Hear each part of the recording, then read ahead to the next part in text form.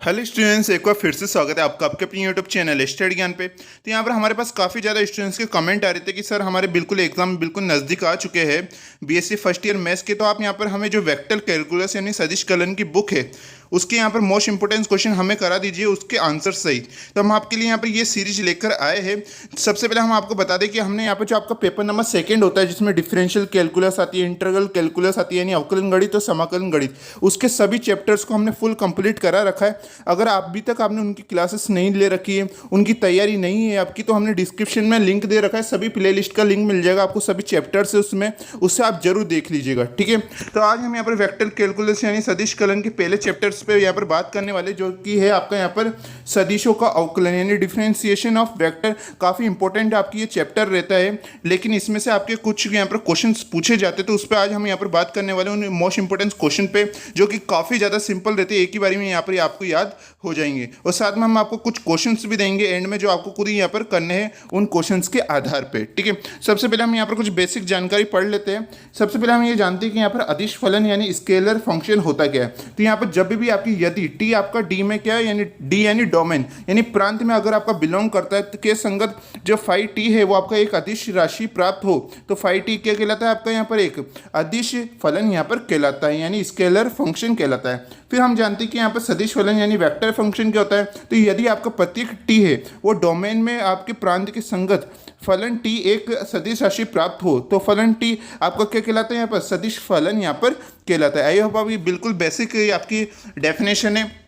उसके बाद हम यहाँ पर कुछ प्रॉपर्टीज़ पढ़ लेते हैं जो कि आपके काफ़ी ज़्यादा काम में आती है। ऐसे तो ये पुल आपको यहाँ पर इसको प्रूफ भी करना होता है, लेकिन हम आपको यहाँ पर बिल्कुल डायरेक्ट यहाँ पर बता रहे क्योंकि आपको यहाँ पर कम समय में अच्छी तैयारी यहाँ पर करवानी है। तो यहाँ पर आप देख सकते हैं यहाँ पर है आपके डी टी, अगर आपके ए प्लस माइनस बी आपके इस रूप में हो तो हम क्या कर सकते हैं कि सबसे पहले तो आपको ए का अवकलन कर लेना है, फिर प्लस माइनस फिर बी का अवकलन कर लेना है। इसे हम इस प्रकार यहाँ पर लिख सकते हैं। उसके बाद यहाँ पर आपके सदिशों के अचर गुणज का अवकलन, इसे आप किस प्रकार लिख सकते हैं। तो जब भी आपके फाई ए वेक्टर आ जाए, यहाँ पर आप देख सकते हैं फाई, तो यहाँ पर अदिश राशि और यहाँ पर आपके जो ए है इसके ऊपर वेक्टर लगा है, तो ये आपके सदिश है। ओके, तो यहाँ पर अगर इस प्रकार से आ जाए, आपके एक अदिश भी आए और आपके यहाँ पर आपके सदिश भी आए, तो यहाँ पर आपको क्या करना है, फाई को छोड़ के डी ए का यहाँ पर हो जाएगा अवकलन, फिर आपको यहाँ पर फाई को अवकलन करके एक वेक्टर को यहाँ पर छोड़ना होगा। उसके बाद यहाँ पर अगर दो सदिशों के बिंदु के गुणनफल का अवकलन हो, यानी आप देख सकते हैं यहाँ पर ए बी वेक्टर है, यहाँ पे दोनों ही सदिश है, तो इस कंडीशन में आपको क्या करना होता है, ए वेक्टर को छोड़ना है, फिर बी वेक्टर का अवकलन कर देना है, फिर प्लस लगा के ए वेक्टर को छोड़ना है और एक वेक्टर का अवकलन करना है और बी वेक्टर को यहाँ पर छोड़ना है। उसके बाद यहाँ पर आपके दो सदिशों के सदिश गुणनफल का अवकलन हो जाए, यहाँ पर तो क्या था आपके बिंदु गुणनफल था, यहाँ पर आपके सदिश गुणनफल है। अगर इस प्रकार से यहाँ पर आ जाए तो वही चीज़ यहाँ पर दोबारा होगी, एक ए वेक्टर को छोड़ के इंटू में बी वेक्टर का अवकलन करना होगा, फिर प्लस में ए वेक्टर को छोड़ के आपको इंटू में बी वेक्टर को यहाँ पर छोड़ना होगा। ठीक है, तो इस प्रकार से था ये आपके। अब बात करते हैं हम यहाँ पर एक क्वेश्चन पे बात करते हैं जो कि आपके काफ़ी ज़्यादा इंपॉर्टेंट है। ये एक थ्योरम है आपकी बुक की थ्योरम है, जो कि क्या है यहाँ पर आपके यदि किसी सदिश ए टी का परिणाम आपके अचर होने का आवश्यक एवं प्राप्त प्रतिबंध आपको क्या करना है, ज्ञात करना है। और कंडीशन क्या है आपकी यहाँ पर, A vector dot D A upon D T, यानी जो एक वेक्टर का क्या हो रहा है अवकलन इक्वल टू आपके क्या आना चाहिए, यहाँ पर जीरो आना चाहिए। इसका हमें यहाँ पर जो आवश्यक प्रतिबंध भी निकालना है और पर्याप्त प्रतिबंध भी निकालना है। एक बार इंग्लिश में बता देते हैं, the necessary and sufficient condition date A T is a vector of constant magnitude is. ठीक है, तो आपको यहाँ पर ये दे रखा है, तो इसकी मदद से हम यहाँ पर निकालने वाले, सबसे पहले हम यहाँ पर आवश्यक प्रतिबंध यानी नेसेसरी कंडीशन निकालने वाले।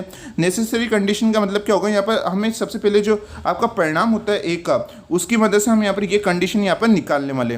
फिर हम क्या करेंगे, प्राप्त प्रतिबंध में यानी हम का जो सफिशिएंट कॉफिशिएंट होगा उसमें हम इसकी मदद से हम यहाँ पर ये निकालेंगे कि जो ए का परिणाम है वो क्या होता है, आपका अचर होता है। आई होप आपको यहाँ पर समझ में आ चुका होगा, तब भी नहीं आया तो अभी हम आपको सॉल्यूशन बताने वाले। तो यहाँ पर सबसे पहले हम आवश्यक प्रतिबंध निकालते हैं। तो आप यहाँ पर जानते हैं जो ए का परिमाण है वो क्या होता है, आपके अचर होता है। यहाँ पर आप देखेंगे यहाँ पर जो इस ए का क्या है परिमाण है, इसका मतलब होता है यहाँ पर आपके परिमाण, ठीक है, यानी मैग्नीट्यूड। ठीक है, जब भी आपके इस प्रकार से आ जाता है तो इसका मतलब क्या होता है, परिमाण होता है यानी मैग्नीट्यूड होता है। तो इसका जो परिमाण है वो आपके क्या होता है, अचर होता है। एक क्या है यहाँ पर आपके अचर है यानी कांस्टेंट है। ठीक है, तो या तो आपका ये वैसा का वैसा रहेगा। उसके बाद क्या करते हैं हम, जो इसका मैग्नीट्यूड है इसका परिमाण का, उसको हम क्या कर देते हैं, दोनों तरफ से स्क्वायर कर देते हैं। यहाँ पर भी स्क्वायर, यहाँ पर भी स्क्वायर। ठीक है, तो इसके सिंपल वाले में भी यहाँ पर जो इसका मैग्नीट्यूड है उस पर भी स्क्वायर आएगा और ए पे भी यहाँ पर स्क्वायर आ जाएगा।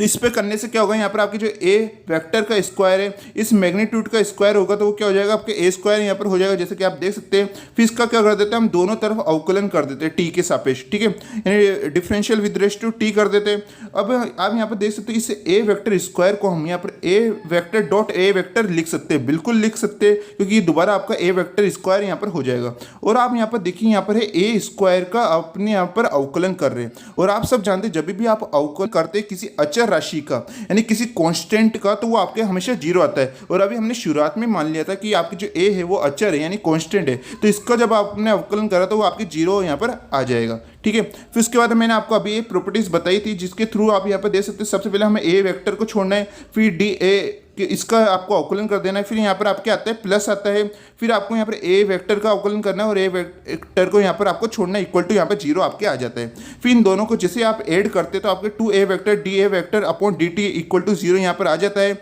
उसके बाद हम यहाँ पर देती है 2 क्या है आपके कॉन्स्टेंट यानी अचर है, तो ये आपके जीरो के यहाँ पर इक्वल चल जाता है, जिससे ये पूरा ही जीरो हो जाता है, ठीक है। तो यहाँ पर क्या आता है आपके A vector dot D A vector upon D T equal to zero आ जाता है। और यही तो हमें क्वेश्चन में लाना था, आप देख सकते हैं यही हमें क्वेश्चन में लाना था, जो कि हमारा प्रूफ हो चुका है।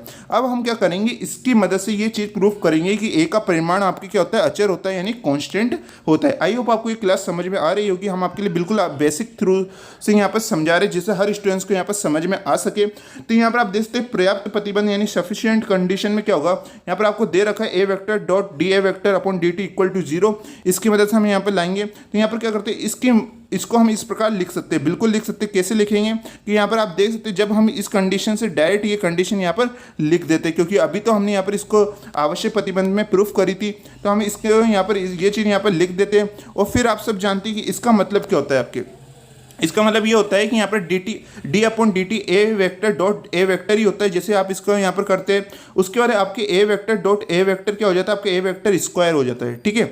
उसके बाद हम क्या करते हैं, इस ए वेक्टर पे यहाँ पर हम परिमाण यानी मैग्नीट्यूड लगा सकते हैं, बिल्कुल लगा सकते हैं। और जब भी आपके परिमाण आ जाए तो इसका मतलब क्या होता है, जो ए का परिमाण क्या होता है वो आपके अचर यानी कांस्टेंट यहाँ पर हो जाता है। और यही तो हमें यहाँ पर क्वेश्चन में प्रूफ करना था, जो इसकी मदद से हमारे यहाँ पर आवश्यक प्रतिबंध यानी नेसेसरी कंडीशन भी आ गई और पर्याप्त प्रतिबंध यानी सफिशिएंट कंडीशन भी हमारे यहाँ पर आ चुकी है। तो ये आपका बेसिक लेवल का ये क्वेश्चन था, जिससे आपको यहाँ पर पता लगे कि सदिशों के अवकलन में किस टाइप के आपके क्वेश्चन आते हैं। तो ये बेसिक जानकारी थी, ठीक है।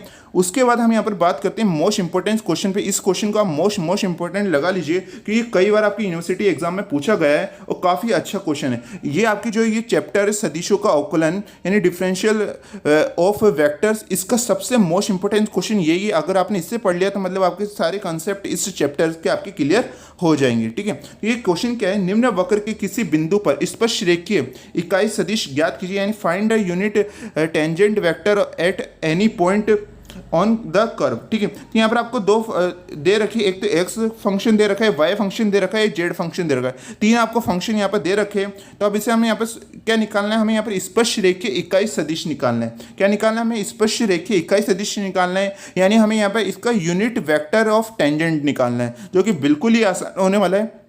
यहाँ पर आप देखेंगे तो यहाँ पर हमें x की वैल्यू दे रखी है, y की वैल्यू दे रखी है, z की वैल्यू दे रखी है।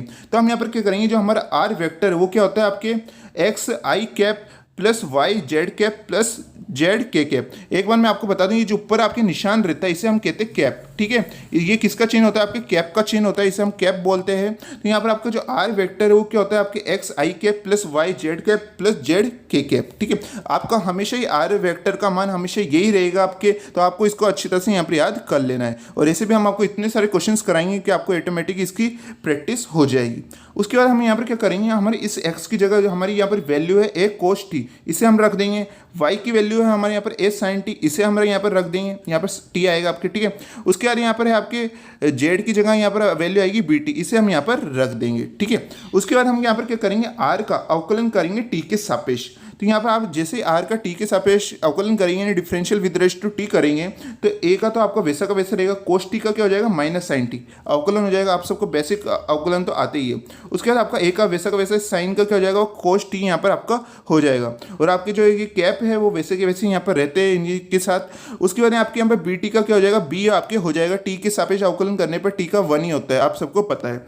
उसके बाद हम इसका क्या ले लेते हैं, परिमाण ले लेते हैं। क्या ले लेते हैं, परिमाण यानी मैग्नीट्यूड ले लेते हैं। जब भी आप किसी चीज़ चीज़ का यहाँ पर मैग्नीट्यूड लेते हैं तो उसमें क्या आएगा, आपके अंडर रूट लग जाता है और अंदर जो वैल्यू रहती है उनका क्या हो जाता है, स्क्वायर यहाँ पर हो जाता है। यहाँ पर आप देखेंगे जैसे हमने इसका परिमाण लिया तो हमने यहाँ पर अंडर रूट लगा दिया और आपकी यहाँ पर जो यहाँ पर आप देखेंगे dr/dt में जितनी भी वैल्यू थी अब उनका क्या कर देना, हमें स्क्वायर यहाँ पर कर देना है। यहाँ पर आपके a sin t तो इसका स्क्वायर कर देंगे तो a square sine square T आ जाएगा। यहाँ पर a cos t है तो इसका स्क्वायर कर देंगे a square cos square T. यहाँ पर b दे रखा है तो ये b स्क्वायर हो जाएगा। आपको क्या करना होता है, जहाँ पर भी आपकी आई कैप दे रखा है तो इसके साथ जो वैल्यू उसका स्क्वायर करना होता है। यहाँ पर जेड कैप दे रखा है तो इसके साथ जो वैल्यू उसका स्क्वायर करना है। यहाँ पर के कैप दे रखा है तो इसके साथ क्या है, आपकी बी है तो बी का स्क्वायर यहाँ पर करना होता है। हम बिल्कुल बेसिक कंसेप्ट से आपको यहाँ पर क्लियर हर कंसेप्ट करवा रहे हैं जिससे हर स्टूडेंट्स को यहाँ पर समझ में आ सके, ठीक है। उसके बाद यहाँ पर क्या आपके ए स्क्वायर यहाँ पर भी दे रखा है, यहाँ पर भी ए स्क्वायर है तो हम दोनों ए स्क्वायर को कॉमन ले लेंगे। कोष्टक में क्या आ जाएगा, आपके कोष्टक में आपके आ जाएगा sign square T plus cos square T, जिसकी वैल्यू क्या होती है, आपके 1 होती है। तो यहाँ पर केवल क्या बचेगा, आपके ए स्क्वायर बचेगा और प्लस में क्या आ जाएगा, यहाँ पर आपके बी स्क्वायर यहाँ पर आ जाए। अब हमें यहाँ पर क्वेश्चन में क्या पूछ रखा है, हमें यहाँ पर क्वेश्चन में यूनिट वेक्टर पूछ रखा है ऑफ टेंजेंट यानी स्पर्शरेखीय इकाई सदिश पूछ रखा है। तो इससे निकालने के लिए आपको एक सूत्र बता देते हैं जो कि क्या होता है, आपके dr/dt अपॉन में मैग्नीट्यूड ऑफ dr/dt यानी परिमाण है dr/dt का, इसे हम रख देंगे और हमारी इकाई सदिश बिल्कुल निकल के आ जाएगा। तो यहाँ पर आपका dr/dt क्या था, जल्दी से बताइए। तो ये dr/dt आपका ये था minus a sin t i के plus a cos t Z K plus B के था। तो हमने इसे यहाँ पर ऊपर रख दिया, बिल्कुल रख दिया है। उसके बाद यहाँ पर आपके अपॉन में dr/dt का मैग्नीट्यूड, तो इसका मैग्नीट्यूड यानी इसका परिमाण तो अभी हमने थोड़ी देर पहले ही निकाला जो कि क्या था, आपके अंडर रूट ए स्क्वायर प्लस बी स्क्वायर, यहाँ पर आप देख सकते हैं और यही हमारे क्या हो जाता है, आंसर हो जाता है, ठीक है। अब बात करते हैं हम यहाँ पर नेक्स्ट क्वेश्चन की, इसे भी आप मोस्ट इंपोर्टेंट यहाँ पर लगा लीजिए। ये भी कई बार आपकी यूनिवर्सिटी एग्जाम में पूछा गया क्वेश्चन है और इससे भी आप यहाँ पर समझ लेंगे तो आपके भी यहाँ पर ये जो चैप्टर है आपके लिए काफ़ी ज़्यादा यहाँ पर सरल हो जाएगा। तो यहाँ पर ये क्वेश्चन क्या है आपके यहाँ पर देखिएगा, जो अभी हमने यहाँ पर कराया आपको क्वेश्चन उससे थोड़ा सा अलग क्वेश्चन होने वाला है और ऐसा ही है आपको सिमिलर क्वेश्चन में आपको यहाँ पर करने के लिए दूंगा खुद प्रैक्टिस के लिए, तो आपको इसको अच्छी तरह से यहाँ पर समझ लेना है। जो कि आपकी क्या है, एक कर्ण वक्र x = t³ + 1 y की वैल्यू दे रखे टी स्क्वायर, जेड की वैल्यू 2t+5 के अनुदिश गतिमान है जहाँ टी ए क्या है, आपके समय है, समय t = 1 पर सदिश i के प्लस जे के प्लस 3 के की दिशा में कर्ण के वेग एवं त्वरण के घटक आपको क्या करने हैं, यहाँ पर ज्ञात करने हैं। एक बार इंग्लिश में बता देता हूँ फिर आपको ये क्वेश्चन समझाऊंगा। यहाँ पर आपके ए particle moves along the curve x = t³ + 1 y = t², z = 2t+5 where is t is the time, find the components of its velocity and acceleration at the time t = 1 in the direction i के plus Z K plus 3 के। तो अब हमें यहाँ पर क्या करना है, आपको यहाँ पर 3 वैल्यू दे रखी है, एक तो x की वैल्यू, एक y की वैल्यू और z की वैल्यू। अब हमें क्या करना है, यहाँ पर t = 1 मान पे, ठीक है, t = 1 मान पे हमें जो सदिश है हमारे यहाँ पर i के प्लस जेड के प्लस 3 के, इसकी दिशा में हमें एक ज्ञात करना है वेग के घटक और साथ में त्वरण के घटक यानी वेलोसिटी के हमें यहाँ पर कंपाउंड्स ज्ञात करने हैं और साथ में हमें यहाँ पर एसिलेशन के यहाँ पर ज्ञात करने हैं। और क्या मान होना चाहिए, t = 1 होना चाहिए। अब ये हम किस प्रकार से करेंगे, आप इस यहाँ पर क्वेश्चन को बिल्कुल ध्यान से यहाँ पर समझिएगा, काफ़ी इंटरेस्टिंग ये क्वेश्चन होने वाला है और कई बार ये पूछा गया क्वेश्चन है तो आपको इसको ध्यान से यहाँ पर समझना है, ठीक है। यहाँ पर आपको क्या दे रखा है, यहाँ पर x की वैल्यू दे रखी है t³ + 1, y की वैल्यू दे रखी है t², z की वैल्यू 2t+5 आपको दे रखी है, ठीक है। और हम यहाँ पर क्या मानते हैं कि जो आपका आर कैप है यानी जो आपका स्थिति सदिश है वो क्या होता है, आपका हमेशा यही वाला रहने वाला है, इसलिए आपको इसको याद कर लेना है, जो कि होता है आपका R vector equal to I X I K plus Y Z K plus Z K, ठीक है। यहाँ पर आप देख सकते हैं। उसके बाद हम यहाँ पर क्या करेंगे, हम इस x की वैल्यू हम यहाँ पर से रखेंगे t³ + 1, ठीक है, जैसे कि आप देख सकते हैं। उसके बाद यहाँ पर y की वैल्यू t², तो इस y की जगह हम रख देते हैं t²। फिर आपके यहाँ पर इस z की वैल्यू आपको दे रखी है 2t+5, इसे हम यहाँ पर रख देते हैं, बिल्कुल रख देते हैं। उसके बाद हमें यहाँ पर क्या करना होगा, हमें यहाँ पर dr/dt निकालना होगा, यानी इसका क्या करना होगा, हमें यहाँ पर t के सापेक्ष इस r का हमें अवकलन करना होगा। फिर इस dr/dt का भी हमें एक बार दोबारा t के सापेक्ष अवकलन करके d2r/dt² निकाल लेना है। अब आप कहेंगे सर आप ऐसा क्यों निकाल रहे हैं, ठीक है, हमें कैसा पता लगेगा कि हम यहाँ पर dr/dt निकाले, d²/dt² निकाले। तो इसका मैं आपको यहाँ पर बताता हूँ। यहाँ पर आपको क्या निकालना है, आप देखेंगे तो वेग निकालना है और साथ में निकालना है त्वरण, ठीक है, यानी वेलोसिटी और एसिलेशन निकालना है। और आप सब जानते हैं वेग क्या होता है, आपके d r upon D t तो होता है, यहाँ पर आप देखेंगे तो दूरी में जो समय के साथ परिवर्तन होता है उसी तो हम वेग कहते हैं यानी वेलोसिटी कहते हैं। तो यही तो आपका d r upon D t होता है। अब आप यहाँ पर देख सकते हैं d r upon D t, तो इसलिए हम यहाँ पर वेग निकालने के लिए d r upon D t निकालेंगे। फिर आप कहेंगे सर आप यहाँ पर d two r upon D t square को निकाल रहे, तो आप यहाँ पर देखेंगे तो यहाँ पर हमें त्वरण पूछ रखा है।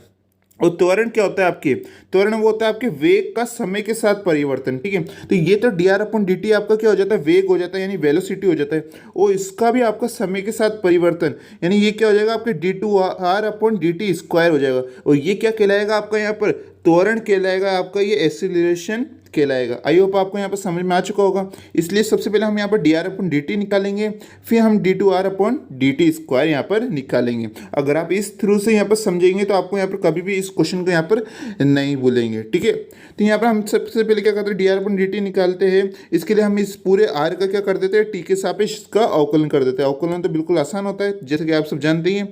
तो टी क्यूब आपका क्या हो जाता है, 3t स्क्वायर हो जाता है। जैसे इसका अवकलन करते हैं 1 का 0 हो जाता है और आई केप तो आपको वैसा का वैसा रहता है। फिर टी स्क्वायर का आपका अवकलन करने पे 2t हो जाता है और जेड केप तो आपका वैसा का वैसा रहता है। उसके बाद आपके 2t दे रखा है, तो इसका अवकलन करेंगे तो केवल 2 ही आता है। और 5 का आप सब जानते हैं अचर है, तो इसका अवकलन आपका 0 हो जाता है और के केप आपका वैसा का वैसे यहाँ पर आपके आ जाता है। उसके बाद हम यहाँ पर क्या करेंगे, यहाँ पर आपको दे रखा है, अब हम यहाँ पर d two r upon D t square निकालेंगे। इसका मतलब क्या है, जो आपके अभी ये d r upon D t आया है इसी का हम क्या कर देंगे, टी के सापेक्ष यहाँ पर अवकलन कर देंगे। यहाँ पर आपको क्या करना है, 3t स्क्वायर का क्या हो जाएगा आपके 6t हो जाएगा। 2t का यहाँ पर आपके 2 ही बच जाएगा। और आप यहाँ पर देख सकते हैं यहाँ पर 2 क्या है आपके, यहाँ पर अचर है, कांस्टेंट है। तो इस अचर का जब आप टी के सापेक्ष अवकलन करेंगे तो वो क्या आएगा आपके यहाँ पर 0 ही यहाँ पर आएगा, ठीक है। इसलिए हमने यहाँ पर इसे लिखा नहीं है, ओके। तो यहाँ पर आपके d r upon D t का भी मान आ गया और फिर d two r upon D t square का भी मान आ गया। अब आप कहेंगे सर यहाँ पर तो आंसर आ चुका होगा। जी नहीं, अभी आंसर नहीं आया है, क्योंकि हमें यहाँ पर किस पे निकालना है, आप यहाँ पर देखेंगे t इक्वल टू 1 पे निकालना है। जब आपका t का मान 1 रहे उस जरिए पे हमें यहाँ पर निकालना है। और साथ में सदिश भी क्या होना चाहिए, यहाँ पर आपका i के प्लस जेड के प्लस 3 के यहाँ पर होना चाहिए, इसकी दिशा में निकालना है। तो आप यहाँ पर देखिए इसको क्वेश्चन को, ठीक है। यहाँ पर आपको सब क्या करना होगा, यहाँ पर t इक्वल टू 1 पे निकालना है। तो यहाँ पर आपका जो D r upon D T मान आया है इसकी जगह हम क्या रख देंगे, जहाँ पर भी आपकी t की वैल्यू दे रखी है उस t की जगह हम 1 रख देंगे, ठीक है। तो यहाँ पर आपको t की वैल्यू 1 रख देनी है, जिससे आपका वेग यहाँ पर निकल के आ जाएगा। तो जैसे आप यहाँ पर t की जगह 1 रखते हैं तो ये आपका 3i कैप हो जाता है, t की जगह 1 रखते हैं तो ये 2z कैप हो जाता है। और यहाँ पर t है ही नहीं तो ये तो वैसे वैसे 2k कैप ही देता है, ठीक है। उसके बाद हम यहाँ पर त्वरण में भी यानी एक्सीलरेशन में भी ये करना होगा। यहाँ पर आपको t की जगह क्या रख देना है, 1 यहाँ पर रख देना है। तो जैसे आप 1 रखेंगे तो ये तो आपका 6i कैप और ये तो आपका इसमें t है ही नहीं तो ये तो आपका 2z कैप यहाँ पर वैसा का वैसा रहेगा, ठीक है। तो इस आधार पर आपका t इक्वल टू 1 पे आपका वेग भी निकल गया, वेलोसिटी भी निकल गई और आपका एक्सीलरेशन यानी त्वरण भी निकल के बिल्कुल आसान तरीके से आ चुका है। अब आप यहाँ पर क्वेश्चन में देखिए, अब हमें यहाँ पर क्वेश्चन में दे रखा है कि आपको जो वेग और त्वरण निकालना है वो आपको सदिश आई K plus Z K plus 3 cap की दिशा में निकालना है। तो अब हम क्या करेंगे कि इस सदिश की दिशा में हम यहाँ पर कर्ण के वेग और त्वरण निकालेंगे। तो यहाँ पर आप देखेंगे तो आगे हम क्या करेंगे, सबसे पहले हमें सदिश यानी वेक्टर क्या दे रखा है, जो कि आपको अभी मैंने क्वेश्चन में बताया, आई K plus Z K plus 3 cap दे रखा है। अब हमें यहाँ पर क्या करना होगा, इसका परिमाण निकालना होगा, इसका मैग्नीट्यूड निकालना होगा। और आप सब जानते हैं इससे पहले वाला क्वेश्चन हमने कराया था, जब भी आपको परिमाण निकालना हो सबसे पहले हम क्या करते हैं, इसका अंडर रूट यहाँ पर लेते हैं, ठीक है। अंडर रूट लेने के बाद आपकी जो आई केप के साथ में है, यहाँ पर आप देखिए आई केप के साथ में आपकी क्या आ रहा है, 1 आ रहा है। तो जहाँ पर भी कोई मान नहीं दे रखा होता तो वो आपके 1 होता है, ठीक है। तो इसके साथ 1 आ रहा है तो इसका 1 का स्क्वायर कर देना है। जेड के साथ भी 1 आ रहा है तो इस 1 का स्क्वायर कर देना है। और के केप के साथ क्या आ रहा है आपके 3 आ रहा है तो इस 3 का हम क्या कर देते हैं, यहाँ पर स्क्वायर कर देते हैं। उसके बाद आपका 1 का क्या हो जाएगा, स्क्वायर 1 हो जाएगा, 1 का 1 हो जाएगा, 3 का स्क्वायर 9 हो जाएगा। इन तीनों को जोड़ेंगे तो आपके अंडर रूट 11 यहाँ पर आपका आ जाएगा, ठीक है। उसके बाद हमें क्या करना है, इसकी दिशा में क्या निकालना है, इकाई सदिश सबसे पहले निकालना होगा। इकाई सदिश निकालने के लिए हम क्या करेंगे, आप सब जानते हैं कि यहाँ पर जो आपका सदिश होता है और अपोन में सदिश का परिमाण आता है। जब भी आपको यूनिट वेक्टर निकालना हो, जब भी आपको यूनिट वेक्टर यानी इकाई सदिश निकालना हो तो ऊपर तो आपका जो सदिश दे रखा है यानी वेक्टर वो आता है आपके, और नीचे जो आपने परिमाण निकालना है वो आपके यहाँ पर आता है। और इसी मदद से आप यहाँ पर इकाई सदिश निकाल सकते हैं। तो ऊपर आपका सदिश का है आई K plus Z K plus 3 के, और आपका परिमाण क्या है यहाँ पर अंडर रूट 11 है, जैसे कि यहाँ पर आप देख सकते हैं। तो यहाँ पर हमारा इकाई सदिश निकल के आ चुका है। फिर उसके बाद हमें इकाई सदिश निकालने के बाद क्या करना होता है, अब आप इसे यहाँ पर ध्यान से देखिएगा।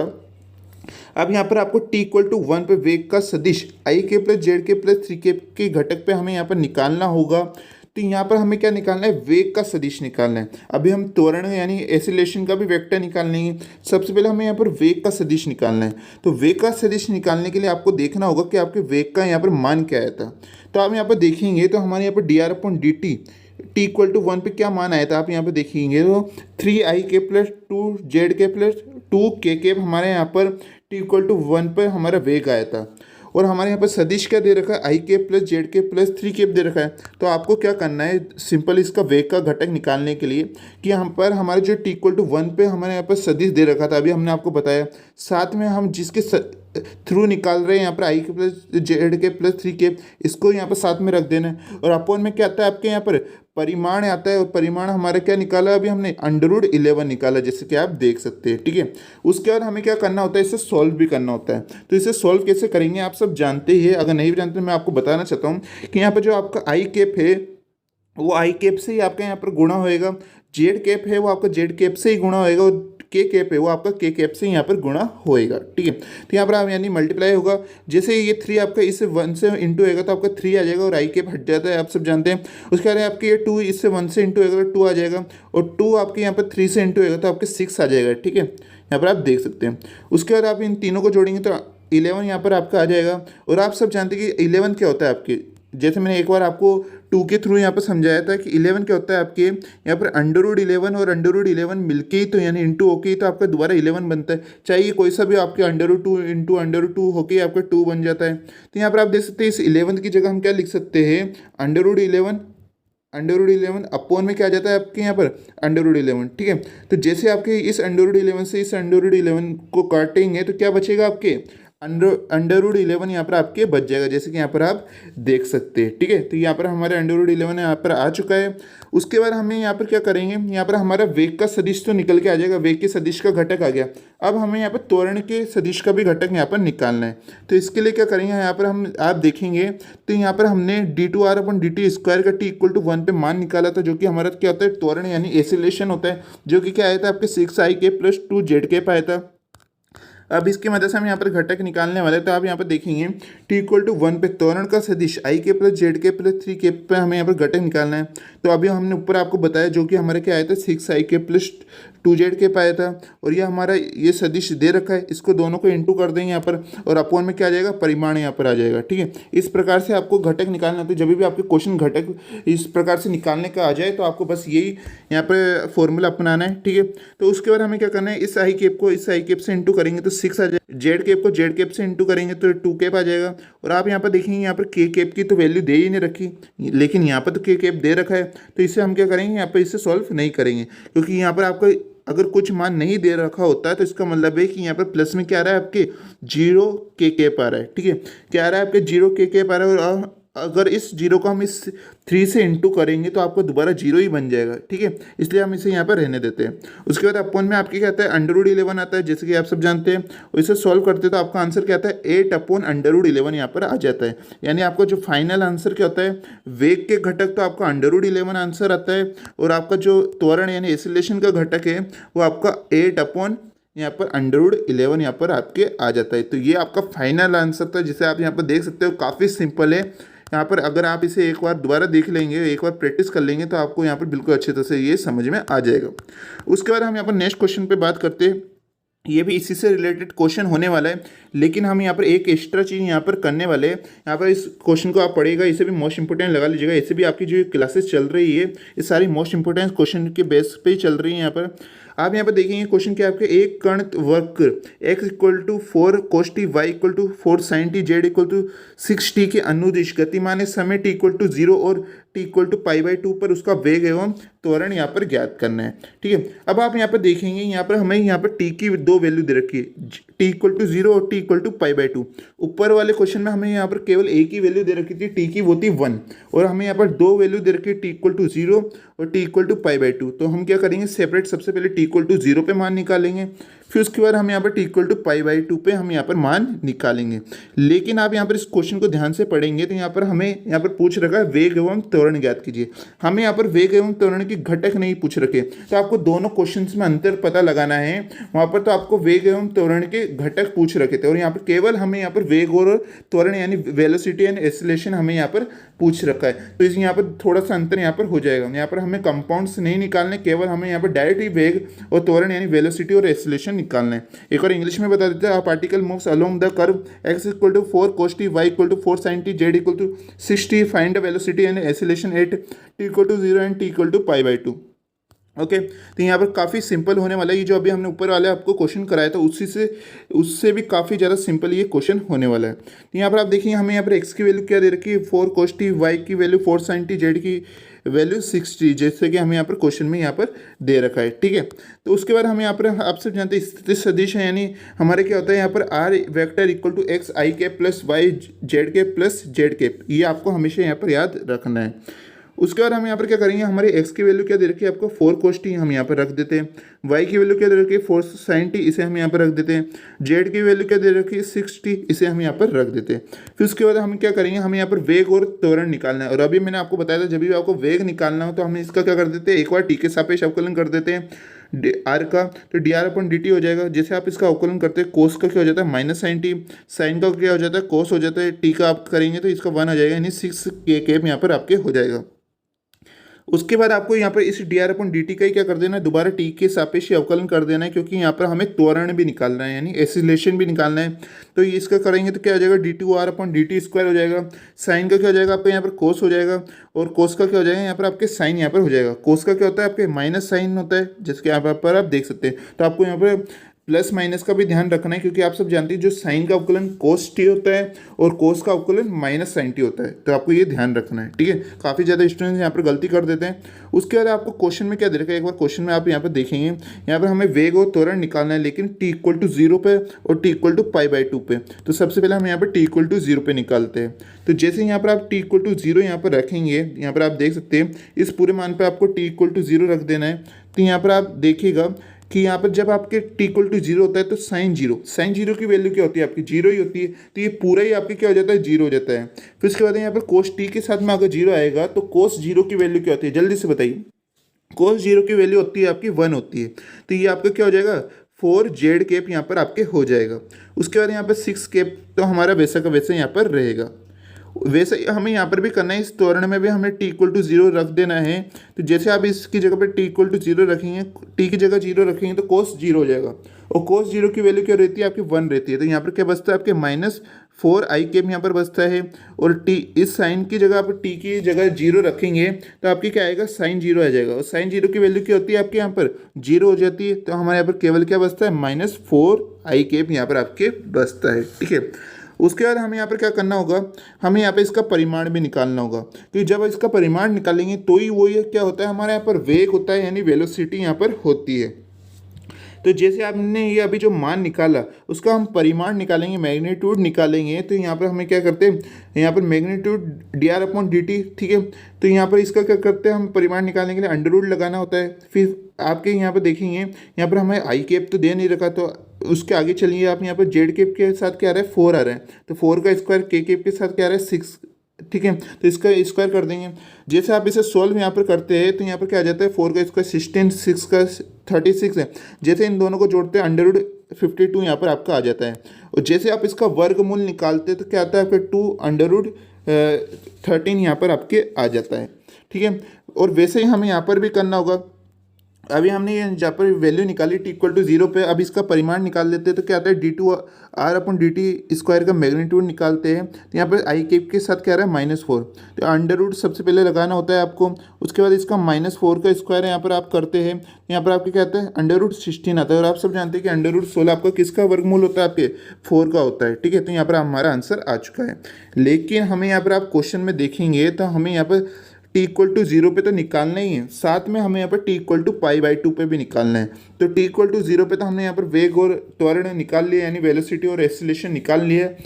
अब हमें यहाँ पर पाई बाई 2 पे भी निकालना होगा। तो आपको क्या करना है, यहाँ पर पाई बाई 2 की पर वैल्यू रखनी होगी। यहाँ पर आप ऊपर मान देखेंगे तो यहाँ पे जो आपकी dr/dt की वैल्यू थी, इस जगह पे आपको यहाँ पर t की जगह क्या रख देना है, π/2 यहाँ पर आपको रख देना है। तो जैसे आप t की जगह π/2 रखेंगे तो यहाँ पर साइन π/2 हो जाएगा। π/2 क्या होता है आपके 90 डिग्री होता है। तो साइन 90 डिग्री की वैल्यू क्या होती है, जल्दी से बताइए। उसकी वैल्यू होती है 1 होती है। तो यहाँ पर आपको क्या बच जाएगा, -4 आपके आई के बच जाएगा। उसके बाद आप यहाँ पर कोस के साथ टी की जगह π/2 रखेंगे तो कोस π/2 यानी कोस 90 की वैल्यू क्या रहती है आपकी, कोस 90 की वैल्यू रहती है 0। तो ये पूरा ही क्या हो जाएगा आपके 0 हो जाएगा और यहाँ पर प्लस में 6 केप यहाँ पर आपके बचेगा। जैसे कि यहाँ पर आप देख सकते हैं यहाँ पर हमारे क्या आ चुका है, -4i प्लस 6k केप आपके यहाँ पर आ चुका है। और वैसे ही हमें यहाँ पर भी करना होगा। यहाँ पर भी आपको जो हमारी d2r/dt² ये आपकी वैल्यू दे रखी है, इसकी जगह हमें t की जगह क्या रखना है, π/2 रखना होगा। तो जैसे आप कोस में अगर t की जगह π/2 रखेंगे तो कोस π/2 यानी कोस 90 डिग्री की वैल्यू क्या होती है आपकी 1 होती है। तो ये आपकी कोस 90 की आपकी वैल्यु क्या रहती है आपकी 0 रहती है। ठीक है, 0 रहती है तो ये पूरा क्या हो जाएगा कि 0 हो जाएगा। उसके बाद यहाँ पर आप साइन की जगह टी की जगह π/2 यानी 90 डिग्री रखेंगे तो ये आपके क्या हो जाएगा, साइन 90 और साइन 90 की वैल्यू क्या रहती है आपकी 1 रहती है। तो यहाँ पर क्या आ जाएगा आपके -4z यहाँ पर आपके बच जाएगा। जैसे कि यहाँ पर आप देख सकते हैं -4z आ गया। अब आपको वेग और त्वरण निकालने के लिए क्या करना होगा, इसका परिमाण लेना होगा, इसका मैग्नीट्यूड लेना होगा। तो जैसे इसका परिमाण लेते हैं आप तो कि यहाँ पर अंडर रूट लगाना होता है, फिर इसके साथ में -4 आ रहा है इसका स्क्वायर, इस के केप के साथ 6 आ रहा है इसका स्क्वायर। इनको सॉल्व करते हैं 4 का स्क्वायर 16 हो जाता है, 6 का 36 हो जाता है। इन दोनों को जोड़ते हैं तो √52 आ जाता है। और यहाँ पर आपका इसका वर्गमूल क्या आता है आपका 2√13 यहाँ पर आपके आ जाता है। फिर वैसे ही हमें यहाँ पर त्वरण में भी इसका मैग्नीट्यूड निकाल लेना है, d2r/dt² का मैग्नीट्यूड यानी परिमाण निकालेंगे तो क्या आएगा आपके जेड के साथ -4 आ रहा है, अंडर रूट लगा के इस -4 का स्क्वायर करेंगे तो √16 आ जाएगा। √16 यानी √16 का वर्गमूल क्या होता है आपके 4 होता है। ठीक है, तो यहाँ पर हमारे 4 आ चुका है। तो इस प्रकार से यहाँ पर आपने ये क्वेश्चन देखा जो कि काफ़ी ज़्यादा सिंपल था। तो यहाँ पर आपको बस कुछ बातें याद रखनी है, जब भी आपको वेग और त्वरण निकालना हो तो इसका मतलब है आपको dr/dt और d2r/dt² यहाँ पर निकालना होगा। किसी वैल्यू पे दे दे आपको t = कोई सा भी मान दे दे तो उन वैल्यू पे निकाल के आपको उसका परिमाण निकाल लेना है। तो इस प्रकार के आप सारे क्वेश्चन यहाँ पर कर सकते हैं। अब हम आपको यहाँ पर एक क्वेश्चन देना चाहते हैं जिससे आपके यहाँ पर इस क्वेश्चन की प्रैक्टिस हो जाएगी। अगर आपने ये क्वेश्चन कर लिया तो इसका मतलब है कि आज की क्लास आपको बिल्कुल अच्छी तरह से यहाँ पर समझ में आ चुकी है। तो आपको ये क्वेश्चन को बिल्कुल ट्राई करना है। क्वेश्चन हमारा क्या है यहाँ पर, एक कर्ण वक्र x = 2t² y = t² -40z की वैल्यू दे रखी है, 3t - 5 के अनुचित गतिमान है। तो समय t = 1 पर सदिश i के -3z के + 2k की दिशा में हमें कर्ण के वेग एवं त्वरण की घटक ज्ञात करने। अब आप यहाँ पर देखिए हमें यहाँ पर क्या दे रखा है, घटक पूछ रखे वेग एवं त्वरण के, और कौन सी दिशा में, i के -3z के + 2k की दिशा में। अब आप ये क्वेश्चन देखते ही कह देंगे कि सर आपने इस क्वेश्चन से पहले जो क्वेश्चन करवाया था, यहाँ पर आप देखेंगे तो ये वाला क्वेश्चन, ठीक है, सिमिलर आपका ये इस क्वेश्चन की तरह ही इसका आंसर होने वाला है। आपको जो भी हमने यहाँ पर इस क्वेश्चन में करे थे आंसर में, आपको बस वैसा का वैसा ही उससे सॉल्व करना है, उन वैल्यू को रख के आपका आंसर यहाँ पर आ जाएगा। और अगर आपने आंसर निकाल लिया तो इसका मतलब है कि यहाँ पर आपको ये आज की क्लास बिल्कुल अच्छी तरह से समझ में आ चुकी है और ये चैप्टर्स लगभग आपको यहाँ पर समझ में आ चुका है। ठीक है, तो आपको ये क्वेश्चन को बिल्कुल ट्राई करना है। हर स्टूडेंट से जिसने भी यहाँ तक क्लास देखी है तो आपको ये क्वेश्चन बिल्कुल ट्राई करके जाना है और कमेंट में बताना है कि सर हमारे इसका आंसर आ चुका है या नहीं आया। अगर आपका नहीं आया हो तो हमने यहाँ पर डिस्क्रिप्शन में टेलीग्राम का चैनल दे रखा है AR स्टडी डिस्कस, उसको आपको ज्वाइन कर लेना है। और जो भी स्टूडेंट्स देख रहे चाहे उनको क्वेश्चन आए या ना आए, आपको सबको जो टेलीग्राम चैनल उसको ज्वाइन कर लेना है। वहाँ पर आपको कोई क्वेश्चन नहीं आता है में से तो उससे रिलेटेड आप हमसे वहाँ पर पूछ सकते हैं। जैसे मैं आपको वहाँ पर देख लूँगा, वहाँ पर उसका आपका मैसेज तो मैं आपको जल्दी से जल्दी रिप्लाई कर दूँगा, उसके आंसर सॉल्यूशन भेज दूँगा। या आपस में भी आप स्टूडेंट्स से वहाँ पर बात कर सकते हैं, लेकिन केवल स्टडी की बात कर सकते हैं। अगर एक स्टूडेंट्स को यहाँ पर कोई क्वेश्चन आ रहा हो तो दूसरे स्टूडेंट्स वहाँ पर उसका आंसर भेज सकते हैं। ठीक है, तो वो आपके लिए वहाँ पर चैनल बनाया गया है। एक तो यहाँ पर आपका मैथ्स बाय स्टडी, जहाँ पर हम कोई से भी चैप्टर्स करवाते हैं तो उसकी हम क्या कर देते हैं, यहाँ पर PDF प्रोवाइड आपको यहाँ पर करवा देते हैं। तो आपको इस चैनल को भी यहाँ पर ज्वाइन कर लेना है। ठीक है, डिस्क्रिप्शन में लिंक मिल जाएगा। और एक है यहाँ पर आपका AR स्टडी डिस्कस के नाम से। ठीक है, ये दो चैनल है आपके AR स्टडी डिस्कस के नाम से, जहाँ पर आप स्टूडेंट्स यहाँ पर स्टडी से रिलेटेड है, यहाँ पर आप कमेंट कर सकते हैं, मैसेज भेज सकते हैं, मुझसे भी यहाँ पर कोई क्वेश्चन पूछ सकते हैं। तो ये दोनों चैनल को आप ज्वाइन कर लीजिएगा, डिस्क्रिप्शन में हमने यहाँ पर लिंक दे रखा है टेलीग्राम का, ठीक है। तो यहाँ पर आप देख सकते हैं आज की क्लास आपको कैसी लगी, प्लीज़ कमेंट करके जरूर बताइएगा। और जल्दी हमें आपका जो नेक्स्ट चैप्टर है आपका, जो कि काफ़ी ज़्यादा इंपॉर्टेंट रहता है, उसे हम यहाँ पर स्टार्ट करेंगे। ये क्लास कैसी लगी प्लीज़ कमेंट करके जरूर बताइएगा। अगर तब भी आपके कोई डाउट हो, कोई क्वेश्चन रह गया हो, तो वो भी आप हमसे कमेंट बॉक्स में पूछ सकते हो। सेशन को लाइक करना ना भूलें। तो मिलते हैं एक नेक्स्ट वीडियो में।